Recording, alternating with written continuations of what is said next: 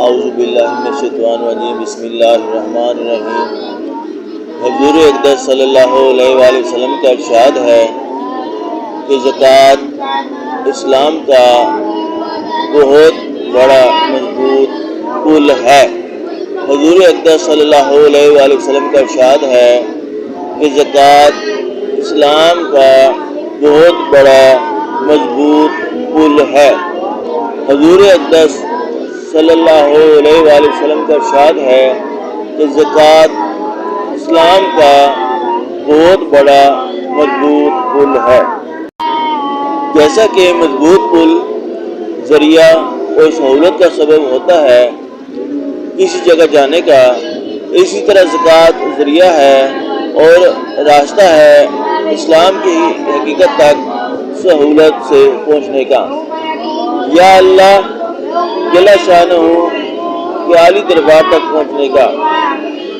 عبدالعزیز بن عمیر رحمۃ اللہ علیہ، حضرت عمر بن عبدالعزیز رحمۃ اللہ علیہ کے پوتے، فرماتے ہیں کہ نماز تجھے آدھے راستے تک پہنچا دے گی اور روزہ بادشاہ کے دروازے تک پہنچا دے گا اور صدقہ تجھے بادشاہ کے پاس پہنچا دے گا۔ پل کے ساتھ ایک لطیف مناسبت حضرت شقیق بلخی رحمۃ اللہ علیہ، جو مشہور بزرگ اور صوفی ہیں، کے کلام سے بھی معلوم ہوتی ہے۔ وہ فرماتے ہیں کہ ہم نے 5 چیزیں تلاش کی، ان کو 5 جگہ پایا۔ روزے کی برکت کو چاشت کی نماز میں پایا اور قبر کی روشنی تہجد کی نماز میں ملی۔